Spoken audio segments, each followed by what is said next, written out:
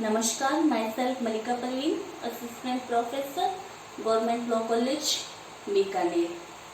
आज हम LLB second year के सब्जेक्ट इंटरनेशनल लॉ में देखते हैं कि लोक अंतर्राष्ट्रीय विधि और प्राइवेट अंतर्राष्ट्रीय विधि किसे कहते हैं और इसमें क्या अंतर है। पूछ लिया जाता है कई बार कि लोक अंतर्राष्ट्रीय विधि और प्राइवेट अंतर्राष्ट्रीय विधि में अंतर समझाइए, या प्राइवेट अंतर्राष्ट्रीय विधि होती क्या है, क्यों अपनाई गई है। ठीक है, तो आज हम देखते हैं लोक अंतर्राष्ट्रीय विधि और प्राइवेट अंतर्राष्ट्रीय विधि में क्या मुख्य अंतर है। फर्स्ट आता है पब्लिक इंटरनेशनल लॉ और private international law. Public international law की हमने डेफिनेशन क्लोज पढ़ा था। उसमें हमने डेफिनेशन पढ़ी, ओपेनहाइम की पढ़ी, कैल्सन की पढ़ी, फेनविक की पढ़ी, स्टार्क की पढ़ी। ओपेनहाइम ने अपनी शुरुआत की डेफिनेशन में कहा कि अंतर्राष्ट्रीय विधि ऐसे नियमों का समूह है, ऐसे परंपरागत नियमों का समूह है जो राज्य के ऊपर जो राज्य अपने व्यवहार में बंधनकारी समझते हैं। इस डेफिनेशन में कुछ कमियां थी, इसकी आलोचना की गई और ओपेनहाइम ने सन 1905 में अपनी पुस्तक के 9वें संस्करण में इसको संशोधित किया। ठीक है, उसके बाद में जो मेन डेफिनेशन पढ़ी वो थी स्टार्क की। स्टार्क की डेफिनेशन लोक अंतर्राष्ट्रीय विधि की संपूर्ण परिभाषा देती है। यह वो अपने आप में सर्वांगीण संपूर्ण है। कैसे संपूर्ण है? स्टार्क ने लोक अंतर्राष्ट्रीय विधि की परिभाषा दी कि अंतर्राष्ट्रीय विधि राज्य के ऐसे नियमों का समूह है जिन्हें राज्य अपने ऊपर अपने व्यवहार में पालन करते हैं। ये सिर्फ राज्यों को ही ऊपर लागू नहीं होती, सिर्फ और सिर्फ राज्यों पर लागू नहीं होती है। अंतर्राष्ट्रीय विधि राज्यों पर, अंतर्राष्ट्रीय गैर राज्य इकाइयों पर, व्यक्तियों पर और संस्थाओं पर भी लागू होती है। यानी अंतर्राष्ट्रीय विधि किस किस पे लागू होती है?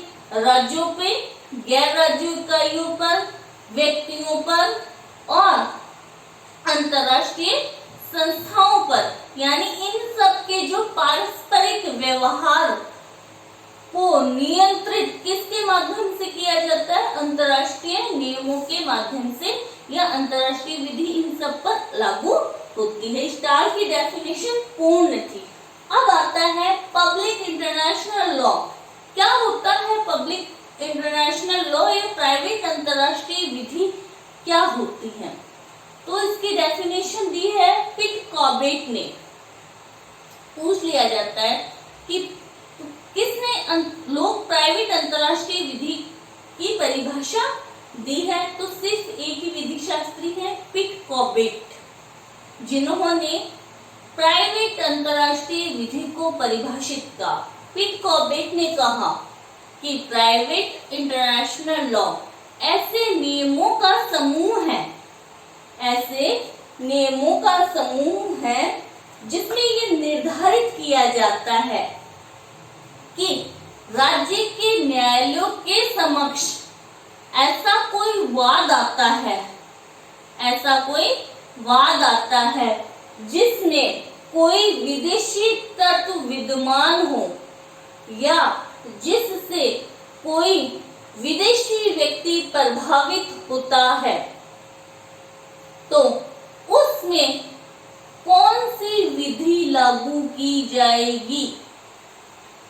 वो होती है प्राइवेट अंतर्राष्ट्रीय विधि। ठीक है, जिसमें ये तय किया जाता है कि अगर किसी राज्य के न्यायालय के समक्ष कोई ऐसा वाद आ गया जिसमें कोई विदेशी तत्व है या जिससे कोई विदेशी व्यक्ति प्रभावित होता है, तो ऐसे वाद में कौन सी विधि लागू की जाएगी? तो उसके लिए प्राइवेट अंतर्राष्ट्रीय विधि बनाई जाती है। इसको बोला जाता है विधियों का संघर्ष भी बोला जाता है, कॉन्फ्लिक्ट ऑफ लॉ भी बोला जाता है।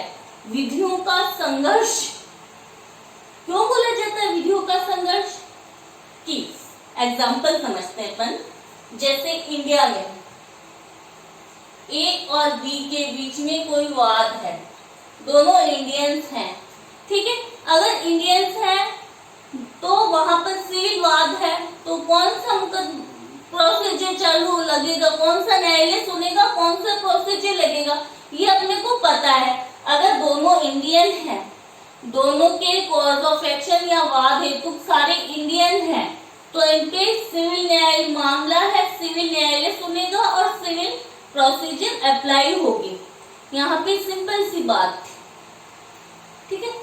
ये राज्य विधि होती है, ठीक है। फिर आता है अगर इनमें से एक फॉरेनर है, एक विदेशी व्यक्ति है, ठीक है, विदेशी है और उसने भारत में आकर एक ही भूमि पर अतिक्रमण कर लिया या ये एक ही भूमि पर कब्जा कर लिया। अब न्यायालय के समक्ष एक तो इंडियन जाता है, एक फॉरेनर जाता है, तो अब न्यायालय के समक्ष में ये पॉइंट खड़ा हो जाता है कि कौन सा न्यायालय और किस विधि के तहत इनके वाद का मैं विचार करूं। भारतीय कहेगा भारतीय विधि का विचार करो, फॉरेनर कहेगा फॉरेनर वाली विधि इस पर लागू की जाए। तो यहाँ पर विधियों का संघर्ष हो गया, तो अलग अलग देशों की विधियों का संघर्ष हुआ। इस विधियों के संघर्ष को रोकने के लिए हर राज्य प्राइवेट इंटरनेशनल लॉ, हर राज्य का मतलब यहाँ पे स्टेट से नहीं है, कंट्री से है, ठीक है। तो हर एक कंट्री अपने देश में अगर कोई ऐसा मामला आता है जिसमें विदेशी तत्व हो या विदेशी व्यक्ति प्रभावित होता है, तो उस ऐसे विशेष मामलों के लिए वो क्या है, प्राइवेट इंटरनेशनल लॉ विधि बना लेती है कि अगर कोई ऐसा मामला आया तो उस मामले का विचार ये वाला न्यायालय करेगा, इस विधि के अकॉर्डिंग करेगा, ठीक है। तो ये होती है प्राइवेट इंटरनेशनल लॉ। इसको विधियों का संघर्ष भी बोलते हैं, कॉन्फ्लिक्ट ऑफ लॉज भी कहते हैं। समझ आया होगा आपको कि प्राइवेट इंटरनेशनल लॉ क्या है। अब अंतर देखते हैं हम पब्लिक में और प्राइवेट इंटरनेशनल लॉ में क्या क्या अंतर है। फर्स्ट अंतर आता है लोक अंतरराष्ट्रीय विधि राज्यों के आचरण को नियंत्रित करती है। किसके आचरण को? स्टेट के। स्टेट का मतलब कंट्रीज है यहाँ पे, ठीक है। राज्यों के आचरण को नियंत्रित करती, जबकि प्राइवेट इंटरनेशनल लॉ व्यक्तियों के आचरण को नियंत्रित करती है। ये तो हर देश की अलग होती है, इसलिए देश की विधि किस पर लागू होगी? व्यक्तियों पर, ठीक है। और लोक अंतरराष्ट्रीय विधि किस पर लागू होगी? देशों पर, राज्यों के आचरणों को नियंत्रित करती। सेकंड अंतर आता है कि लोक अंतरराष्ट्रीय विधि सदैव ही किसी राज्य विधि का भाग हो, ये आवश्यक नहीं है, ठीक है। लेकिन प्राइवेट इंटरनेशनल लॉ हमेशा ही किसी देश की राज्य विधि का भाग ही होता है। जैसे भारत में CPC, CrPC, IPC, evidence, constitution, ऐसे ही एक होती है प्राइवेट इंटरनेशनल लॉ। तो वो क्या है? राज्य विधि का ही भाग है। हर राज्य यानी हर कंट्री अपने देश में कानून बनाती है, तो उन कानूनों का ही भाग है, एक पार्ट है प्राइवेट इंटरनेशनल लॉ। जबकि इंटरनेशनल लॉ ऐसा नहीं है कि राज्य विधि का वो भाग हो, वो राज्य विधि का भाग नहीं होती सदैव। फिर आता है लोक अंतरराष्ट्रीय विधि हर राज्यों के लिए समान होती है। लोक इंटरनेशनल लॉ बना, पब्लिक इंटरनेशनल लॉ हर राज्यों पर समान रूप से लागू होती है। जैसे हस्तक्षेप, है, यानी इंडिया, पाकिस्तान, यूएसए, इंग्लैंड, सब जो भी मेंबर हैं उनके बीच सब पर समान रूप, यूएनओ के चार्टर के जो प्रावधान है वो सब देशों पर समान रूप से लागू होते हैं। जबकि प्राइवेट इंटरनेशनल लॉ, जरूरी नहीं है सब प्राइवेट इंटरनेशनल लॉ हर देश या हर कंट्री एक समान ही बनाए। इंडिया अलग बना लेगा, नेपाल अलग बना लेगा, चाइना अलग बना लेगा, भूटान अलग बनाएगा। हर देश अपनी प्राइवेट इंटरनेशनल लॉ अलग अलग बना सकता है, वो समान नहीं होती है। कोई क्या देता है पहले गिरफ्तारी करो, कोई कहता है कुर्की करो। यानी कहने का मतलब ये है कि हर देश, हर राज्य अपनी प्राइवेट इंटरनेशनल लॉ अलग बना सकता है।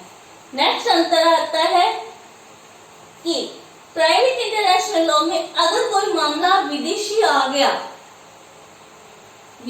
गया तो फिर उनको ये तय करना पड़ता है कि अब इस पे कौन सी विधि लागू होगी। जबकि लोक अंतरराष्ट्रीय विधि में ऐसा नहीं होता।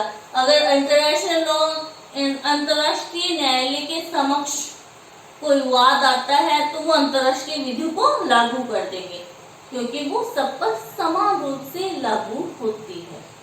फिर आता है, अब दो राष्ट्रों के बीच या दो कंट्रीज के बीच में कोई बात हुई, कोई विवाद हुआ, तो उनके विवाद का समाधान कहाँ पे होगा? अंतरराष्ट्रीय विधि के तहत अंतरराष्ट्रीय न्यायालय में उनका समाधान किया जाएगा। तो न्यायालय, लोक अंतरराष्ट्रीय विधि से संबंधित अगर कोई विवाद उत्पन्न होता है तो उसका विचार कौन सा न्यायालय करेगा? इंटरनेशनल कोर्ट करेगा, जो यूएनओ का एक पार्ट है। ठीक है। लेकिन अगर प्राइवेट अंतरराष्ट्रीय विधि में कोई विदेशी तत्व से संबंधित कोई वाद आता है तो फिर प्राइवेट इंटरनेशनल लॉ में ये तय होता है कि इससे संबंधित कोई वाद आया है तो इसका विचार कौन सा न्यायालय करेगा, या सिविल से संबंधित है तो कौन सा करेगा, क्रिमिनल से संबंधित है तो कौन सा न्यायालय विचार करेगा। ये न्यायालय तय कहाँ किया जाता है? प्राइवेट अंतरराष्ट्रीय विधि जो बनाई जाती है उसमें तय कर दिया जाता है कि कौन सी प्रोसीजर लागू होगी और कौन सा न्यायालय इसका ट्रायल करेगा, विचार करेगा। नेक्स्ट आता है कि पब्लिक इंटरनेशनल लॉ राज्यों की सामान्य सहमति या राज्यों के सामान्य संबंधों को तय कर निर्धारित करने या नियंत्रित करने वाली होती। जैसा कि मैंने पहले भी बताया कि राज्यों के आचरणों को नियंत्रित करती या उनसे संबंधित होती। लेकिन पब्लिक इंटरनेशनल लॉ, उसका सोर्स क्या है? मेन सोर्स मैंने अभी पहले भी बताया कि पिछले वीडियो में हमने बात की कि अंतरराष्ट्रीय विधि का प्रमुख स्रोत क्या होती है? अंतरराष्ट्रीय संधियां और प्रथाएं, यानी जो कस्टम्स हैं या जो संधियां की जाती है राज्यों के द्वारा आपस में, वो अंतरराष्ट्रीय विधि का निर्माण करते हैं या वो मेन सोर्स होते हैं। जबकि पब्लिक इंटरनेशनल लॉ में कोई संधि, कोई प्रथा नहीं होती। पब्लिक इंटरनेशनल लॉ का निर्माण कहाँ किया जाता है या उसकी विरचना कहाँ की जाती है? मेन सोर्स है राज्य की विधायिका, लेजिस्लेचर, जहां पर विधियों का निर्माण किया जाता है। विधियों का वहीं पर प्राइवेट इंटरनेशनल लॉ का निर्माण भी राज्य की विधायिका के द्वारा किया जाता है। एंड लास्ट अंतर यह आता है कि कई बार प्राइवेट इंटरनेशनल लॉ में कुछ ऐसे नियम होते हैं जिन्हें लोक अंतरराष्ट्रीय विधि का विषय या उसमें सम्मिलित किया जा सकता है। यानी कोई राज्य प्राइवेट इंटरनेशनल लॉ बनाता है तो कुछ ऐसे नियम भी बना लेता है जिससे लोक अंतरराष्ट्रीय विधि में समाहित किया जा सकता है या उसमें इंक्लूड किया जा सकता है। तो जब ऐसे इंक्लूड कर लिया जाता है तो एक राज्य एक राज्य दूसरे राज्य पे जो अंतर्राष्ट्रीय विधि के नियमों का उल्लंघन कर रहा है या संधियों को पालना नहीं कर रहा या नियमों को फॉलो नहीं कर रहा, तो उसके विरुद्ध कार्रवाई करने के लिए वो कह सकता है या कार्रवाई कर सकता है। समझ आया कि कई बार प्राइवेट इंटरनेशनल लॉ में ऐसे नियम बन जाते हैं, राज्य की विधायिका बना देती है, जिसे लोक अंतर्राष्ट्रीय विधि में शामिल किया जा सकता है। जब शामिल कर लिया जाता है तो एक राज्य दूसरे राज्य के विरुद्ध, जो कि दूसरा राज्य अगर अंतर्राष्ट्रीय नियमों को फॉलो नहीं कर रहा, उनका उल्लंघन कर रहा है, तो उसके विरुद्ध कार्रवाई करने के लिए सक्षम हो जाता है। लेकिन जब अंतर्राष्ट्रीय विधि में उसको शामिल ही नहीं किया जाता, कोई नियम है, तो फिर दूसरे राज्य के विरुद्ध राज्य कार्रवाई करने के लिए सक्षम नहीं माना जाता है।